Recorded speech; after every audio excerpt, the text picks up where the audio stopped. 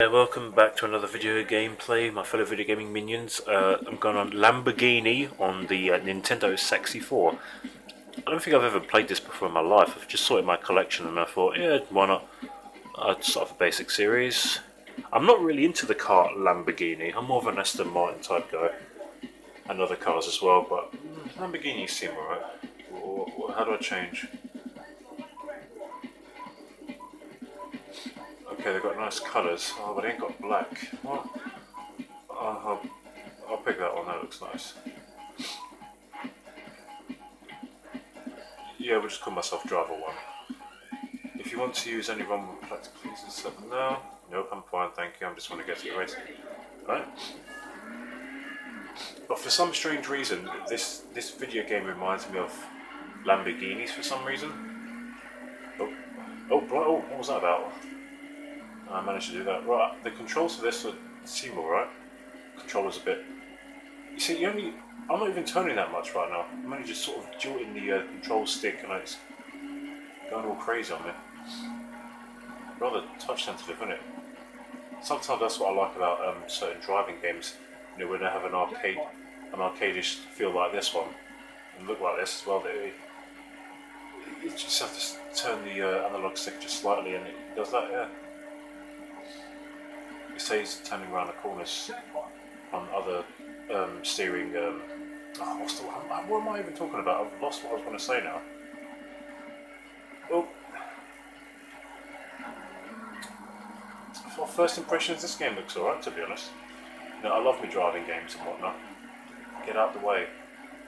Made by Titus. When I was younger, I used to call him Titus. Yeah, by mistake.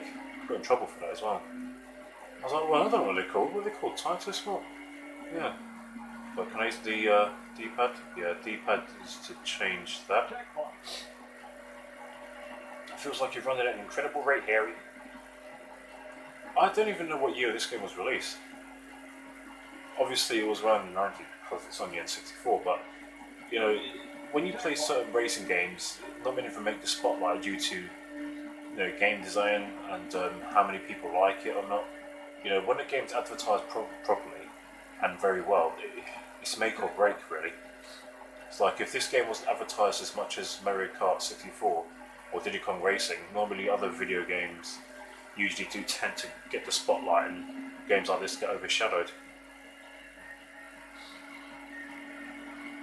So, you know, I'm pretty sure there's not many people like a lot of video games in N64, but there's a lot of N64 games out there that are just really good. Just, unfortunately, some of them I've missed out on. A lot of them. Games which I've sort of heard about, like Harvest Moon. But most of the racing games, I've only played mostly Mario Kart 64 and Diddy Kong Racing. And a few other titles as well, but they just don't have that sort of awesome feel that the other games like Mario Kart 64 and Diddy Kong Racing gave. You know, when you play those two first and you play all these other ones, games like Formula, Wipeout. Well, Wipeout's brilliant, I loved it on the PS1. But games like this, like Formula 1 things, you know, obviously they're not meant to be in the same rate, but you could do sort of a back-to-back on one of them. Maybe quite difficult, but it's more or less a back-to-back with Mario Kart versus Diddy Kong Racing is a good back-to-back. Like Extreme G and F-Zero, they're both futuristic type racing games. One of them's mostly bikes and the other one's space vehicles. Oh, what place did I finish? Second. Oh wow, the last second as well. That's amazing. I finished second at the last second. I like that. Oh, yeah. Excuse the pun. Wait, there was no pun in there. What is it? Oh, right, okay. No loading times there. Just get straight to the next game. Okay, I like that. That's what I like about the N64 games. You know, plug it and play. No loading times. Just well, it doesn't kind of load, but bit load. Loads a bit. Bit. So it's more or less on the lines of, okay, plug it in and play, don't worry about all these stupid loading times. That's what many people complain about the PS1, because of the loading. Yeah, well, I don't have an issue with the PS1, obviously it's going to be on disc, so yeah, it's to load, isn't it? I love me cartridge-based games as well. I wouldn't mind getting more games on, like, the ZX Spectrum. I'd love to get the ZX Spectrum and the Commodore 64. Got to play games on those two. So I'd love to get those. I had my chance of buying the Atari a while ago, but I didn't. I bought the Xbox instead. Yeah. I had a chance to buy Atari 7200 or the 7800i, I think it was called, and the Philips CDI as well.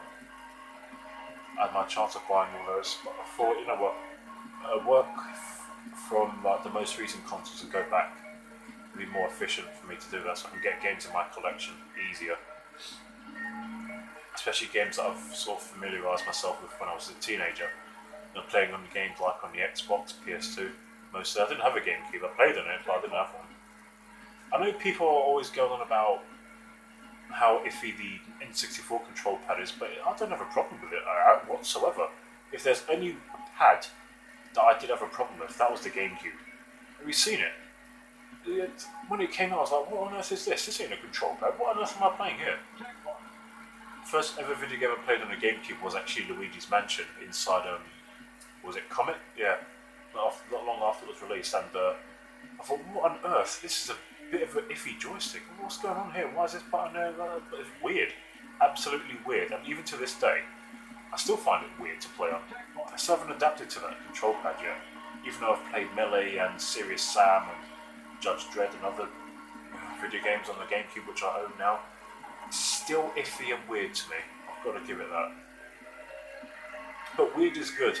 But that was just overly complicated for me to even play. So like for me, the GameCube pad is everyone's N64 control pad, while the control pad to me is like an Xbox or PS2 or just like a Mega Drive. You know, in other words, it's just a nice simple pad. I ain't got no issues with it. I play games really well. Yeah, what was I saying? Every time I say something good and praise myself, something always goes wrong on games, isn't it? You just know that when you say it, it's just a lie, just to put you off on purpose. I like this game. It's not bad. It's a really good racer. See, there I go again, saying something nice and that happens. Again, I put it on automatic because every time I put it on manual, I'm always going to forget to change the gears, and that's not going to be a good thing. That'll just aggravate me. Big time. On modern racing games, I'll probably put it to manual, see if I want to do it, like practice my gear changing on the recent video games like Race Driver Grid or Need for Speed Underground or something. Yeah, absolutely. Oh, come on, let me get first place. Get out of the way, you green lean machine. Oh, not a bad turn, not a bad turn. Oh, what? Oh, I was going to say. But I've got to do this. I've got to do this. Come on. I don't have a rumble pack. Well, I've got one, but it just doesn't save. No, wait, is it a rumble pack or is it a... I don't know what it is. No, it's actually a... No. No, you don't. Please. Ooh! Wow, at the very last second there. Good job I finished. Thank goodness for that. Well, yeah, so I'm going to end it there, my fellow video gamers. Thank you very much for watching. This is Lamborghini on the Nintendo 64. I like this racing game. I look forward to getting further on it and whatnot. So yeah, I'm DrVirtual. May retro gaming live on.